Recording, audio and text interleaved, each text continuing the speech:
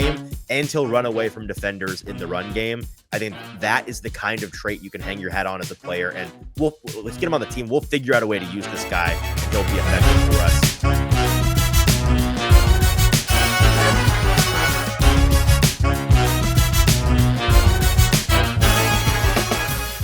Welcome into the Hot Read Podcast for Wednesday, April the 17th. I'm your host, Easton Freeze, director of published content here at BroadwaySportsMedia.com. We're also brought to you by the 440 Podcast Network. You can follow me on social media at Easton Freeze. I am joined, as always, by producer JT, who you can follow on social media at JT_Runke. JT, I almost flip-flopped our social handles, but follow us both. How are you, my friend? What are we doing? I'm good. I'm tired, but someone's got to do it, baby, because we got someone's got to do it. We got a lot of talking to do because we continue to prep for the NFL draft, which is now, I believe, 9 days away. And oh boy, do we still just have a long road ahead of us with content. And that's a good thing for the people listening, maybe not for my sleep schedule, but a good thing for the people listening nonetheless. Listen, as reporters covering the draft, as content creators, this is known that the 2 weeks leading up to the draft, it's just the way it is, baby. And I wouldn't want it any other way, frankly. We are cranking out content for you all and not getting a whole lot of rest. There really are not enough hours in the day, but we're making it work. And today we are trucking right along with our draft positional series, covering another double episode, 2 positions today. Cornerbacks. God, it's hard to keep them straight. That's Thursday. Don't worry about it. Today is running backs and safeties. Okay. They don't have anything to do with each other, but we decided to lump them together because they are both position groups where you got 3, 4, 5 guys that are like, okay, perhaps. And then like 3, 4, 5 guys, not the deepest of groups, but the Titans are in need of both of these positions. Safety more so than running back. Running back, their top 2 guys, really the running back depth is what they need to address. And if they're wanting to play a more running back stable, running back by committee style of ball, a third running back certainly can be useful and an active element to your offense. And then in terms of safeties, they really are struggling in that department. They have got really one guy that is a bona fide starter and one guy that is a solid backup depth rotational guy. And then we'll figure it out when we get to August. That's kind of the deal with the Titans right now at safety.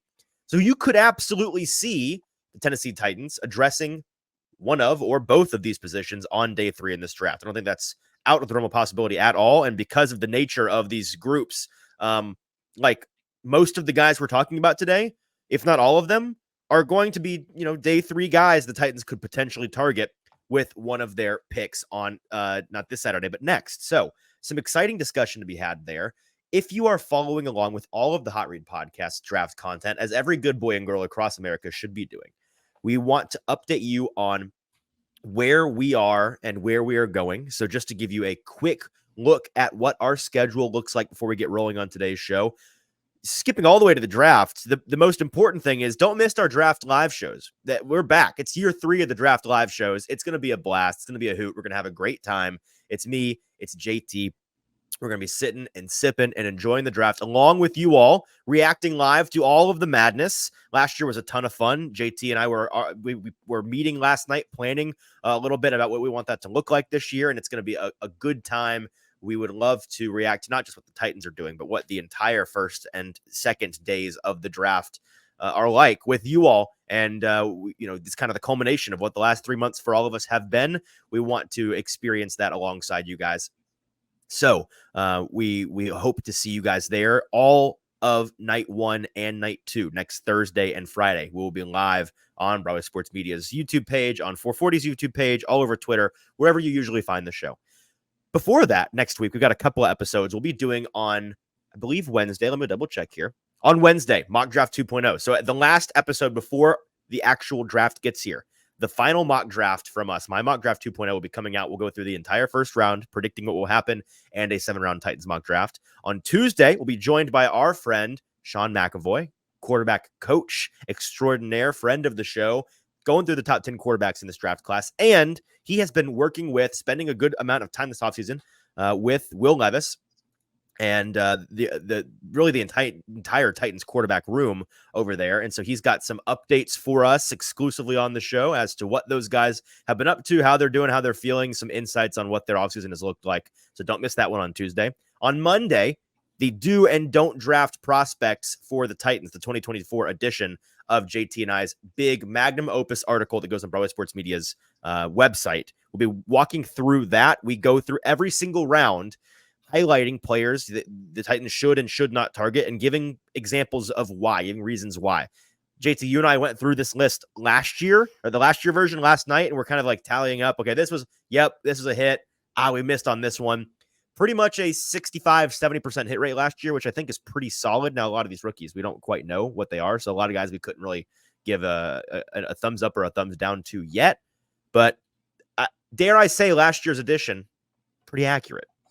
There definitely were a lot of hits. And then there was as many big misses, I think, though, that may have as many. No. There were not as many. We tallied this up. It was at least twice as many hits as misses. Right, but yourself short. Right, but I think that the misses that we did have, we started counting as like 3 or 4 instead of 1. There were like 3 big misses. That I think you were way. I think you were way. Maybe there were a couple.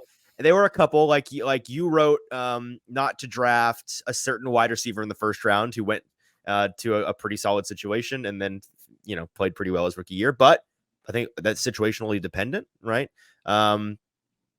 Yeah, we don't need to dwell on the misses. There's a lot of hits. That's the point. There were in fact there were a lot of hits. Correct. There were some big hits in there. So we're just gonna look to improve on that this year. So that'll be on Monday. So yeah, and then this week we've got today's episode going through these 2 positions. On Thursday, cornerbacks and edges, and that's the whole schedule. So if you're joining us live every time we do a show, tune in Thursday for edge and cornerback. Tune in Sunday for the do and don't draft prospects for the Titans in 2024. On Monday for the top 10 quarterbacks with Sean McAvoy with an exclusive sneak peek into what Will Levis's offseason has looked like. And then on Tuesday, the mock draft 2.0 full first round and 7-round Titans mock. And then, of course, the live draft shows on Thursday and Friday. That's what we are looking at. Let's get back to today, however, and dive into these 2 position groups. Before we do, if you're with us live, we appreciate you being here. A number of you already in the comments over at Broadway Sports Media's YouTube page. If you're not with them, join them. Leave Twitter or leave Facebook, wherever else you're catching this live right now.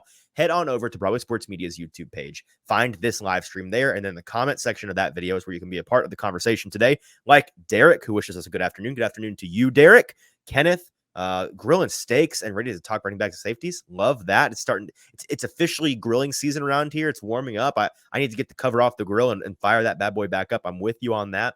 Paul, with us as well. I was not late at all, Paul, so you can take it and shove it. For today, at least. I'm sure I'll be late again in the near future. JT, let's start with the running backs. And this is a better group than the safety group. So we'll start with the guys that are, and they're more exciting to talk about, frankly, because while about half of these 10 guys we're going to detail will probably, 4 or 5 of these guys will probably go on day 2, round 3 type prospects. And then the rest will be day 3 guys, round 4, 5, 6. There are a lot of interesting while this group lacks a true star, they aren't lacking in upside and potential. I do like a lot of these guys. Yeah, I think you hit the nail on the head there. The ceilings for a couple of these guys who are going to go in maybe late day 3, early day 4, I think is huge upside. However, I think the floor of this class is really weak. And that's where where you see the biggest difference from this year's class to last year's class, who had 2 guys who went in the top 12 picks in the draft. Right. You have guys, it's a mixed bag of guys who are either, I feel like, super really young guys who are still kind of developing and still really finding their game. Crazy athletic ability. Right. Or you have like the old 2007 Chevy pickup truck that's been put through the ringer already 4,000 times. You have faith it's going to work. It's going to get you to point A, point and B. And it's hard to find the middle and see where you can truly find the value of this class. And that's why I think that, once again, I would be really shocked to see a running back go in maybe the first 50, even the first 60 picks. I wouldn't see that really happening until round 3 on Friday. I think before we go into the top 10 running backs, we should talk about, of course, the Titans do have Tony Pollard and Tyjae Spears on the roster. And as Derek says, we're pretending like the legend of Julius Chestnut doesn't exist now. No, I think Julius Chestnut still very much exists, and he's a person. But still, I Preseason think legend Julius Chestnut out of Sacred Heart University. Yes, of course. I think it still begs the question that I wouldn't be surprised on day 3 if the Titans took a swing at one of these guys, mostly because we've seen kind of the nature of the contracts that Tony Pollard is on. Obviously, Tyjae Spears, we've seen him kind of produce at that level, but once again, not having one ACL, that can always derail your train whenever Sure. it happens, and we don't really know when it would happen. It just kind of does. And so having another guy in this class where the value is nice on that day 3, I think is something that the Titans will really want to look into. And I think there's a lot of good fits on day 3 for the Titans that make drafting one of them really makes sense and is a good fit. Yeah, and if you're reading the tea leaves from what the Titans have done this offseason, I'm trying to pull up the current updated list on, here we go, on 30 visits. They've had two running backs in for 30 visits. They are, for reference, they've had as many running backs in so far as they have safeties, as they have guards, as they have linebackers and edge combined. Like they've had as many running backs into the building as they've had wide receivers. So they're not ignoring the position. They are telegraphing to us, we're thinking about adding to this room. And running back, if you're going to run a stable style approach, a committee approach, it's the kind of position where, think about the 49ers. They seem to draft a new running back every other year. You're just churning bodies, right? Especially on day 3, these guys that you can get, and 6 weeks into the season, a coaching staff can realize, it was worth the shot, but this guy's not going to work. He's not the future. Like, you're out on the guy quickly. You've got to keep churning bodies, and eventually you're going to get hits. And if the idea is we're never going to really pay big money contract to be a bell cow guy, we're not going to do the Derrick Henry thing anymore. We're just going to get solid guys to come in and be fresh bodies that we can throw at the running game. Then you've got to constantly be getting new guys in, because once a Tyjae Spears level player who he could end up being great. I'm not saying he can't, but let's say he's just good, not great for the entirety of his 4-year contract with the Titans. He hits free agency. You'd love to have a player of that caliber already ready to go on a rookie contract to, succeed him and not have to pay a big money contract to a guy like that. So that's why I wouldn't be shocked at all if they were to draft some of these guys. With that said, JT, let's pull up the board and look at numbers 10 through 6 for you and I. And I, once again, have not actually looked at these because I find it intriguing to compare our lists beforehand. So we've got a number of overlapping guys here. Do you want to start? Let me start with Braelon Allen out of Wisconsin, because it looks like he's on my list and not yours. The big thing with Braelon Allen and with these guys that, again, like, let me check. Braelon Allen on the consensus board right now is number. Oh, wait, hang on just a minute. So is Braelon Allen? Let me just double check. He's not in your top 5, or is he? He is. He is my okay. number So you 5. know what? Never mind then. Never mind. I forgot that I'm so much lower on Allen than the consensus here. So let's get to him when we get to him, because I have him at 10. You have him at 5. He is on the consensus board running back 5, expected to go in the top 100 picks. Let me explain why I'm not crazy about Allen a little bit later. So let's skip over him. Let's do a Ray Davis instead out of Kentucky, who I'm higher on than you. He's your number 10 guy. Do you want to give the one big thing on a Ray Davis, who on the consensus board is 114, what you see in Davis to put him on your top 10 list? Yeah, there is a lot to like with Ray Davis. I think he does a good job protecting the football. I think he really does have good pass catching ability. Only 3 drops on 81 targets in the last 3 seasons that he played. He was a transfer from Vanderbilt, so he was in the system, then moved to Kentucky. Mm-hmm. But there's some things that I really, so like there's some nice things to have. I don't think he can be a bell cow. And the reason why I'm a little bit lower on him is when I kind of talked about there being a couple, beat up old reliable Chevy pickup trucks in this class. Ray Davis is one of them. He's over 24 and he's had 834 career touches in his college career. So that's a lot of tread on the tires already when you're looking to bring in a running back for anybody's team that you want to kind of use up that rookie contract. Mixed in there with the athletic testing, his measurables aren't the most exciting in the world. He's very short for the running back size, 5'8" and a third, or 3/8 on that, 211. But when you look at a smaller guy like that, okay, what's a guy like that have to have at the next level? You'd like to see, if he's small, you'd like to see more speed to his game. Well, he only runs a 4.52, so you're not really getting that trade-off with the size there. So when you look at him, if you're looking to bring him in as maybe more of a AJ Dillon type role to your offense, I could see that working out. But anything higher than that at the next level, it's hard for me to be on board. That's essentially my one big thing for him, is that he's got a pretty defined ceiling, and he may be closer to maxed out as a player than some of these other guys on this list. He's going to be 25 later on this season, so he's on the older side. Like you said, he's a smaller athlete, smaller player, slightly above average athletically, but he is further along in his development than a lot of the guys on this list. The vision and the feel for space and the blocking ability, like, he's got some pro style traits on tape that I think are going to translate well immediately for a team that is looking to plug him into a rotational role and have him be an efficient ball carrier that we rotate in and out of there. And he's more like, I think that's a perfect guy to bring up in a AJ Dillon kind of role. Not going to be your bell cow, not even going to be your one. But if you're getting him on day 3 and can plug him in for a team that like is probably, I'd imagine he's a better fit on a team that's closer to competing than some of these other guys, because I think that he can come in and be that B running back that you need to kind of supplement the running game. So that's why I have him at 6. You've got Bucky Irving out of Oregon at number 9. I don't have him on my list. He would have been 11 or 12 for me. Do you want to explain what you saw in Bucky Irving?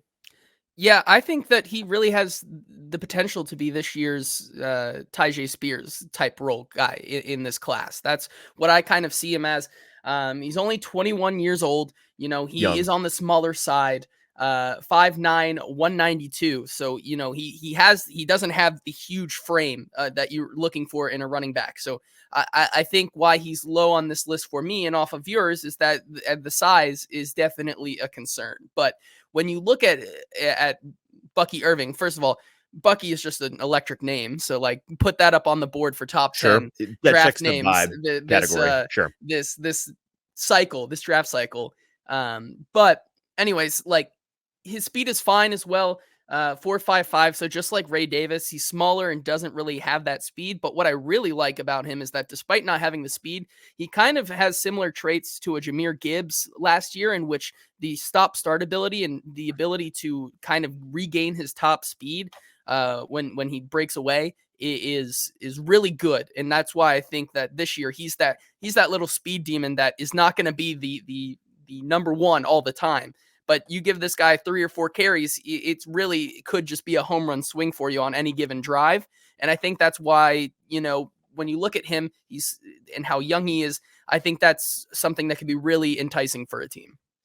By the way, Bucky, which you like so much, is a chosen name. His actual first name is Marquise, spelled MAR_KEISE, which I've never seen that spelled that way before. But yeah, Marquise Bucky Irving. You're right that he has to rely on his athleticism and his speed because the size is not there. 5'9", 192. He's built similarly to like a Jaylen Warren. I don't know if the reason why I don't have him on my list is I don't know if he has the athletic upside of a Warren or a like a Kyron Williams as a similar guy. If you're looking at the mock draftable athletic composition similarities, he's on that list as well. Devonta Freeman, another one on there. So I wasn't crazy about the lack of size, and at that size, at 5'9", 192 as a running back, I'm looking for you to. It's tough. I'm looking for you to be a little bit better of an athlete than he is. And it definitely translates. I think that he's one of these guys on this list that I think would be not a great fit for the Titans, because also his pass blocking is at that size. It's not going to work, Mm-hmm. And so I think that in a Titan specific lens, I don't think Bucky Irving could really thrive in that role. But you put him on a team like kind of what the Keaton Mitchell kind of form was for the Ravens last year. Give him that kind of role. I think he could be really interesting and have some potential to have some upside in the NFL. Absolutely. Let's move on here to, let me do Tyrone Tracy Jr. out of Purdue, because he is my number 9 player. I don't believe he's on your list. Am I correct? He's not. No, he would be 11 or 12. Like, he's right up there. Right. So Tracy comes in at 5'11", 209 pounds. An older player. He's going to be 25 this rookie season. But I did like his, I think he can do more than one thing as a rusher. I don't think he's a one-trick pony in that way. He also has some receiving ability that he showed in college.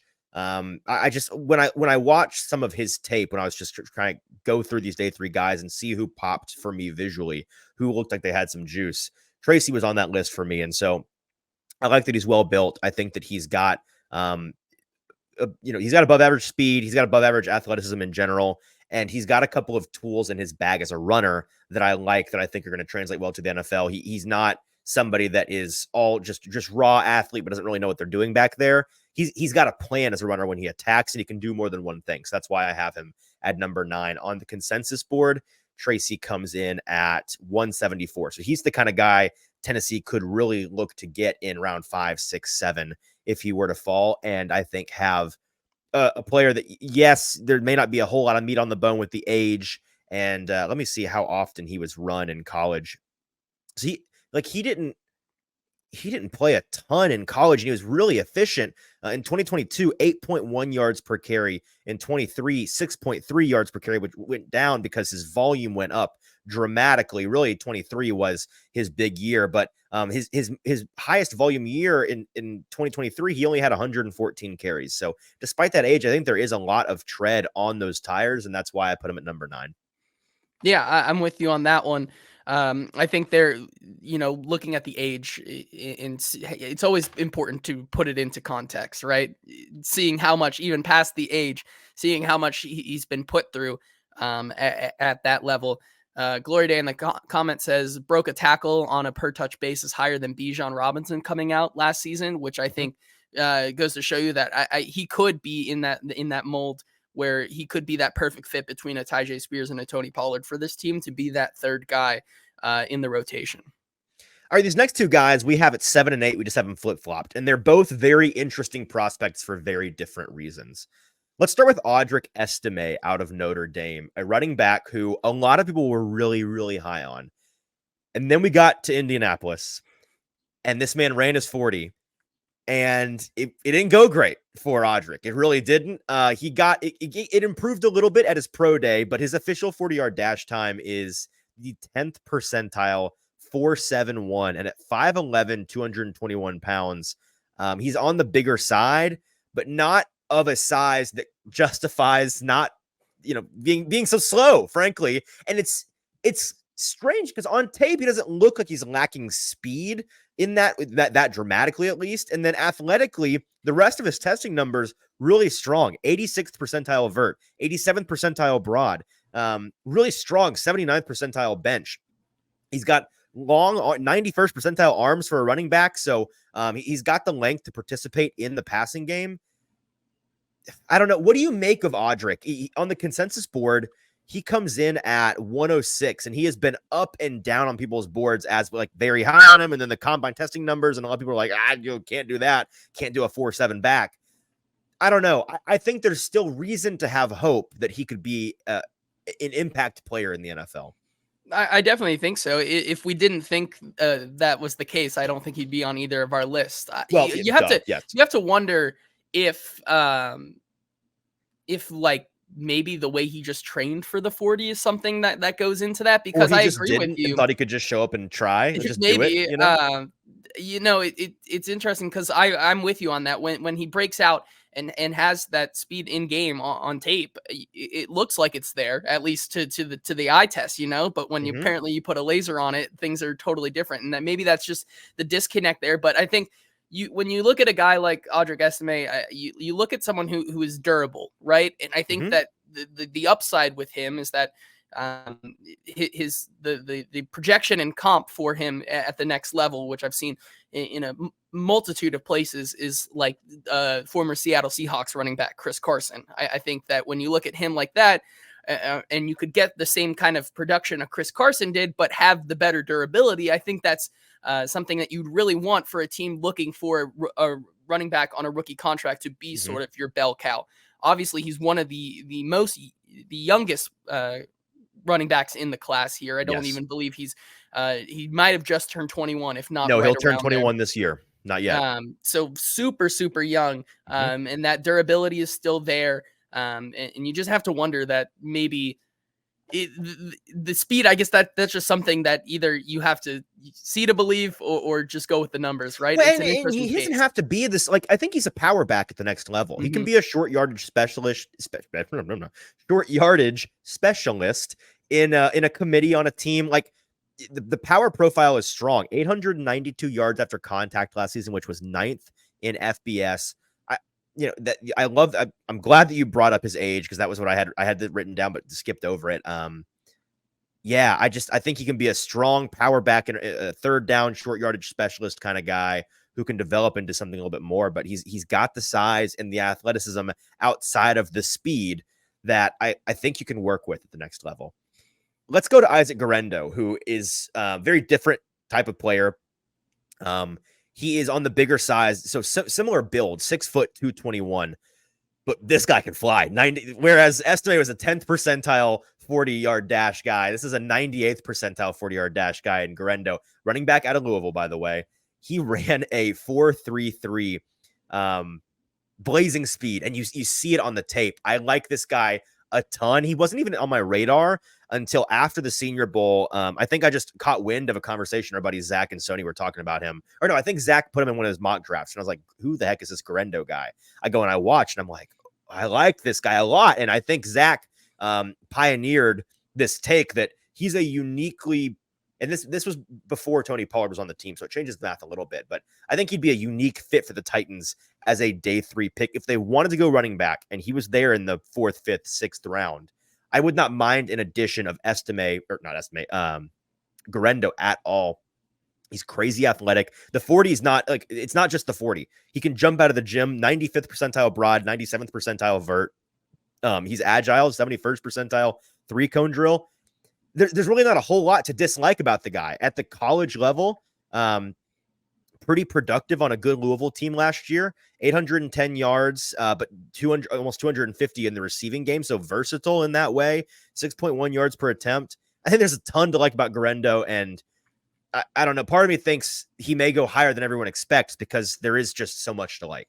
You also have to mention with a Guerendo, the complete package you're getting. I mean, he's an all-around back, both in the running game, the receiving game, and then also in the pass blocking game. He was one of the best pass blocking running backs that I was watching on tape. But like you said, he's a very interesting case because with that athleticism, he's an athletic king. He's the athletic freak of this running back class, but he lacks some of those traits and intangibles in running backs that are harder to teach. When you watch him on tape, it's not like he is making all of these defenders miss with his ability to run on the field. He's not making very decisive and creative cuts on the field to kind of extend the play.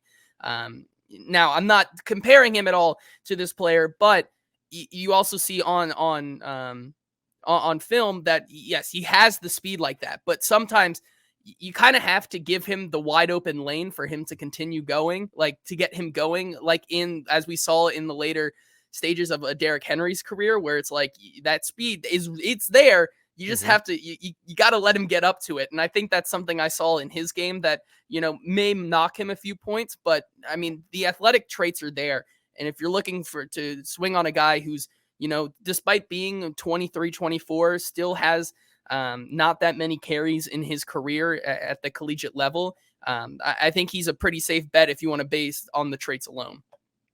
Fair enough. Let's get to the guy that I almost got to earlier, but then I ended up waiting because he's number 5 on your list. He's number 10 on mine. It's Braelon Allen out of Wisconsin. Now, he is on the consensus board, he's a top 100 pick here. He's at 98. You like him a lot more than I do. So maybe you give the case for him, and I'll give the case for against him. So he's kind of the opposite of what a Ray Davis or a Bucky Irving was, where I like the speed that he has.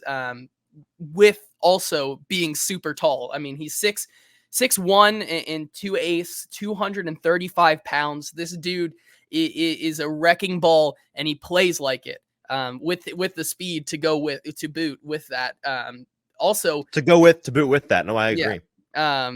If you look at a young player like Audric Estime, and you thought he was young, just wait until you learn about Braelon Allen, who's even younger than Very him, young. just turned Fair. 20, and going into this class. Now, I think that one of the big knocks on a guy like This guy was born in Braelon Allen, 2004. Makes me feel that's old. wild. That's weird. That's crazy. Yeah. I think that the big knock for him is ball security, right? 9 fumbles in his career, 4 fumbles in 2023. I think that's a big red flag.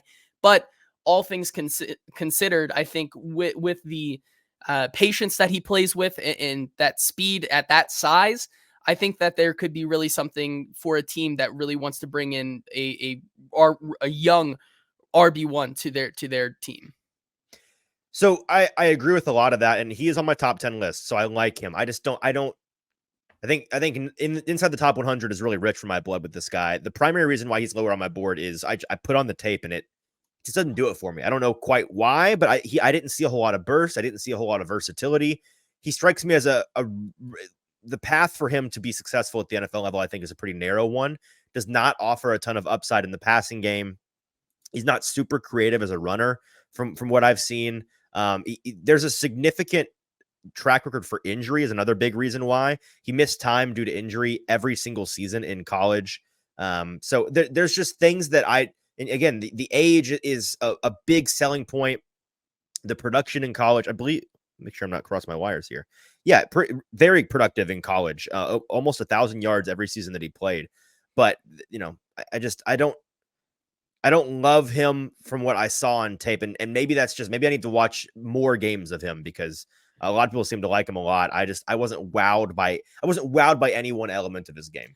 I don't think there's a lot of explosiveness to his game. I think you look at a guy maybe like also in that AJ Dillon category, a taller AJ Dillon, which I guess you that's could fair. just look at maybe like a Tyler Algier as well to fit into that kind of mold. Like he's not going to be the sexy guy on the field that is making all these plays all the time. However, like it's a pretty surefire bet for that guy that you kind of look at him on Sundays and like, this guy was productive. He's like the name brand of running backs, right? You're like, how is this guy so productive despite not doing anything super flashy? That's fair. So that is Braelon Allen out of Wisconsin. Let's go ahead and Blake free and slip here. Let's break into our top 5 with Blake Corum out of Michigan. We were talking about him a little bit before the show today. I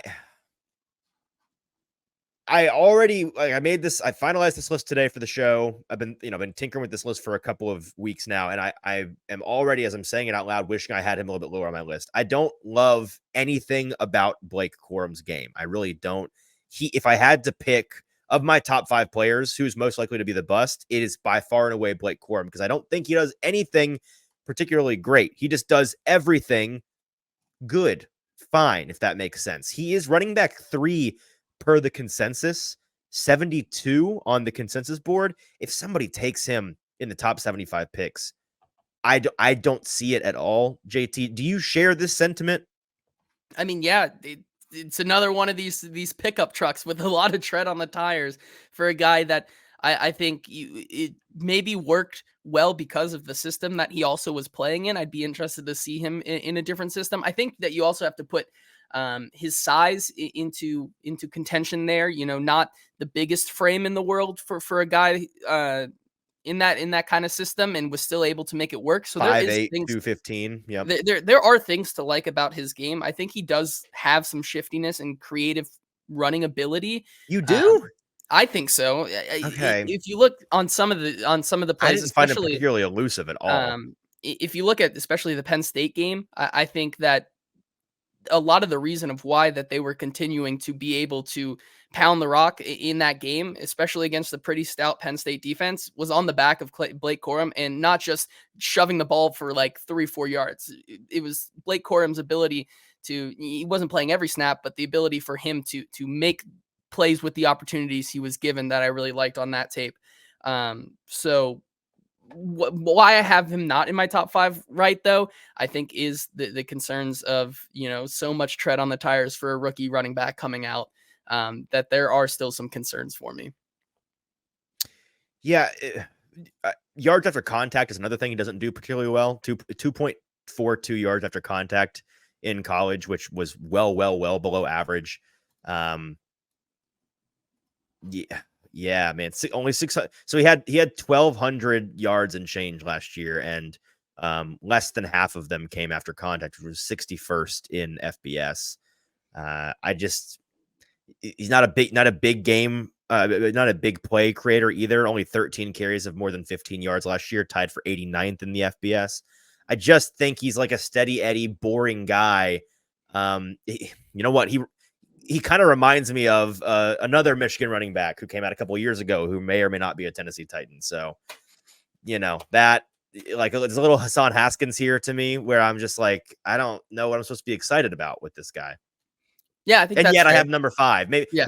This is like draft media peer pressure, because as I'm saying it out loud, I'm giving a lot of reasons why I should have him lower, and yet he's top 3 in the consensus, and I have him at 5. I'm like, if I'm sitting here looking at the rest of my list, there are some guys, and I'm like, I kind of like an Isaac Guerendo more than a Blake Corum, but I don't know. Maybe to give some credit to Corum, there's an element of pro readiness, played in a pro system. It does some things at a higher level in terms of like developmental track. He can be more of an impact in the pass blocking game than some of these other more raw guys are. So maybe that's what you hang your hat on. But yeah, that's Blake Corum out of Michigan. Not exactly the most rave review from us. Let's get to some guys that we do like a lot and talk about a rave review. This is your guy in this group, JT. And I was surprised you didn't irresponsibly put him any higher than you did. I think this is absolutely fair. I think that because it's the same as where I put him at number 4. Let's talk about Marshawn Lloyd out of USC, a guy we saw at the Senior Bowl in Mobile a couple of months ago. And you were allured by him in that moment, and you have been since. I'll let you take it and run with your guy. Tell me about Marshawn Lloyd.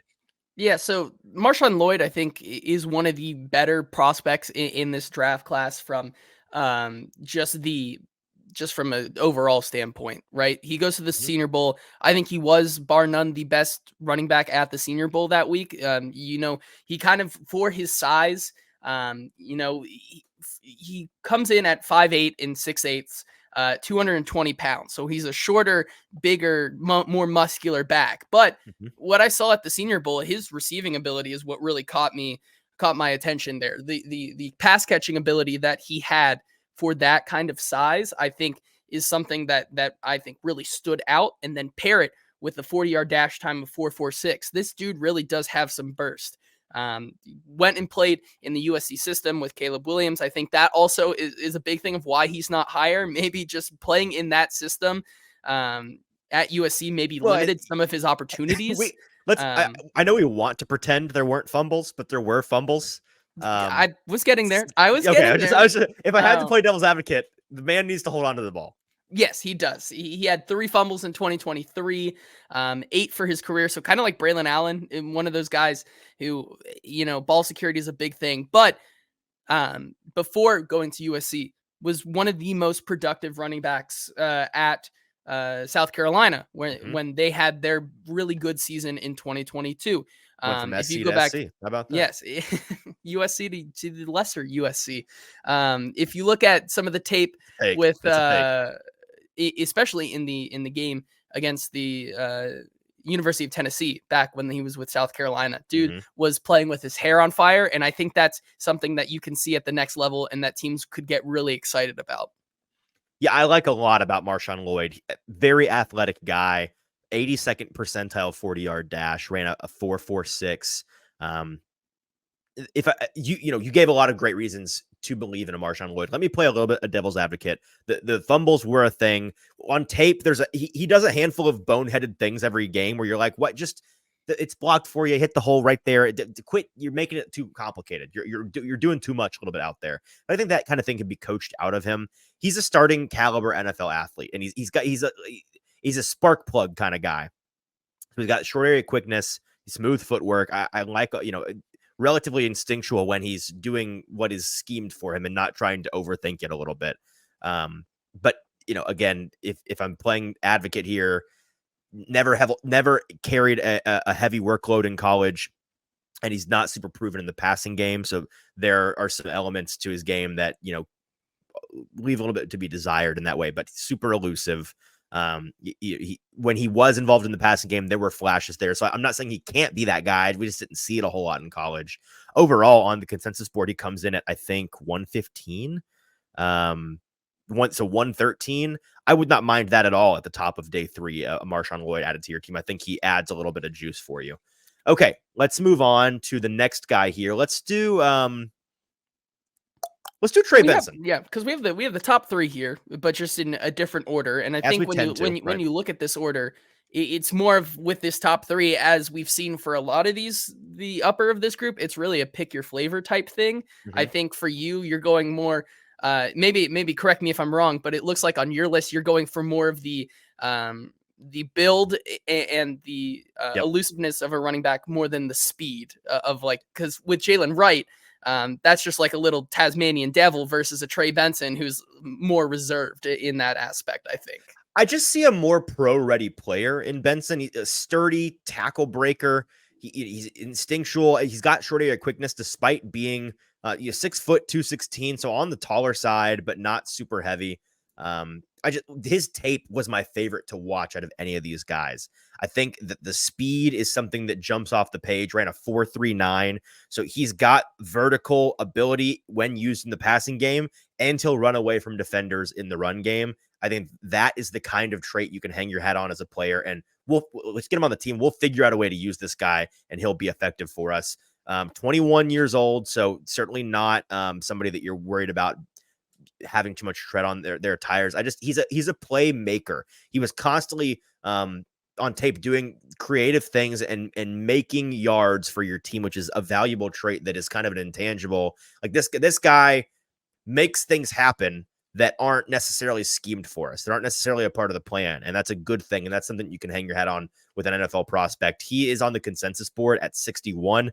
It might be a little bit rich for my blood, but I absolutely, just in general, would take him in the 3rd round. Yeah, I'm right there with you. I think that his tape was one of the most fun. It's like it made me feel excited about watching this running back class, and then you start to watch. It goes downhill. Yeah, you can't start with the Trey Benson. Right. Pro readiness. I think he's the guy that if you're looking for a rookie to start day 1, he's one of the best shots here for you. And I think honestly, he's the different complement, not the opposite, but a complement to a Jaylen Wright, who has the same kind of speed that Trey Benson was. Right. Trey Benson ran a 4.39. Jaylen Wright ran a 4.38. Whereas Jaylen Wright looks nimble on the field, Trey Benson looks refined and more. He'll run through you. He running through you, but also seeing the field a little bit more versus acting on instincts with a Jaylen Wright. And I think that's 2 different combinations of the same kind of quickness that differentiate these guys. Absolutely. There are very few things that I dislike about Benson's profile. There's a little bit of inconsistency as a runner between the tackles, where it's a little bit boom bust kind of deal. Not necessarily going to consistently be, we're going to get 3 to 4 yards out of this guy every time. He's going to fall forward and we'll chug along that way. But that's the handoff when you're going with a guy that is going to be a big game player, a big play producer in that way. So, other than that, there was he had a big knee injury in 2020, but that was a long time ago, and we've seen him be really fantastic since then. So yeah, I like Trey Benson a lot. He's my favorite running back in this class. That being said, let's transition easily here to a Jaylen Wright out of Tennessee. Folks here in the great state of Tennessee will know a lot about this guy. They watched him a lot on Saturdays. What's he going to look like when we see him on Sundays, you think? It's tough for me to see him having a full-time role, right? I think that he's one of those players that if given the bell cow opportunity, might not succeed with that. Obviously the speed is really great, but the build is more concerning there. 5'10", 210 pounds, that speed you can see in the broad jump as well. It's honestly some of the best in the class there. And it's why he has that ability to kind of take off with that quickness and also still be so nimble. But the elusiveness, I think, is not really there. It's more just quick, rash decisions versus, calculated moves with the Jaylen Wright. However, like, speed wins in the NFL nowadays sometimes. And if you're looking for a guy like that, Jaylen Wright will beat you in a race. Foot and race? I think Yeah. that is something that teams are going to really like about him. Yeah, he's also a big play back, similar to Benson. He's just not. He's got the home run speed. He's not got the home run hitting ability. He's not going to run through a guy, but he's really, really athletic. Got smooth footwork. Can jump out of the gym. 98th percentile broad, 86th percentile vert. Like you said, a 95th percentile 40. He's just not the biggest player, but frankly, if he's durable, I don't really care. He's built like a Justice Hill or a Breece Hall physically. You're just hoping you don't get that. He's also built like a Darrington Evans, who Titans fans will know. You're hoping you don't get that floor out of the guy. You're hoping you get closer to a Justice Hill or a Breece Hall. In reality, I think like a Justice Hill might be the fair expectation for him as a rotational guy who you love having on your team, and in the right system with the right coordinator who knows how to utilize him. You'll get the most out of Wright, but I don't necessarily think he'll be the best fit for every team, if that makes sense. Yeah, I agree with you on that one.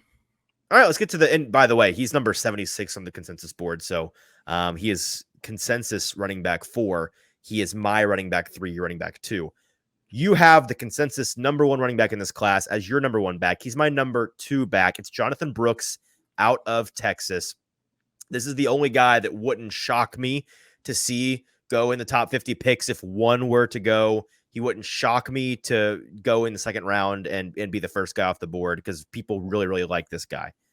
I didn't quite like him as much as Benson, but I liked him a lot. Since he's your number 1 guy, I'll let you go first. What did you like about Brooks? Texas has been in an all-time heater, man, just churning out some really quality running backs, starting with Bijan, and then who's the other one from Texas? His name starts with a D. It's escaping me. From last year? Yes. He plays for the Bears, but I don't remember his name. Despite that, the vision, I'm gonna find it. Vision that kind of Jonathan Brooks plays with has me thinking that this guy could be an every down guy. However, I think he's one of the biggest unique situations in this class, as in he ended the year with an ACL tear. So how much of that really affects his draft stock, I think. Roschon Johnson, by the way. Roschon Johnson. Thank you. I was going to say Dearness Johnson and knew that exactly Different was Johnson. Not correct. Yep. However, Jonathan Brooks, man, he has the ability and the patience and the visibility of the field that makes you feel like this guy can be an every down back. However, I think the injuries are just a huge concern coming off now. An ACL tear, probably will not be ready for the first week or the first part of the season. So that'll be really interesting to see where his draft stock falls or rises given this situation that he has. Yeah, he's got all the requisite numbers you're looking for. I mean, 6 foot, 216, strong athlete. Somebody that, like, if I had to hang my hat on one thing with him, it's the elusiveness. He's very nimble. He's got the smoothest footwork of this group. Very, very young, only 20 years old. That combination of elusiveness in the backfield and in between the tackles, along with proving to be a guy that can handle a strong workload. Last year had almost 1,200 yards at Texas, 6.1 yards per carry and 10 touchdowns. He was utilized a little bit in the passing game as well. I just think that elusiveness and the tackle breaking ability to create is something that you can look at as an NFL team and say, we can utilize that on our team. Even if he's not the bell cow back, he's not the one. He can come in and immediately be an impact for you as a 2. Yeah, I think that's exactly what you need him to be right now, especially with his situation. But learning behind Bijan Robinson in that room, they've been churning out some really successful running backs with some really good traits, and I think Jonathan Brooks is no different. All right, that's the running backs. It's the top 10 running backs in the 2024 NFL draft.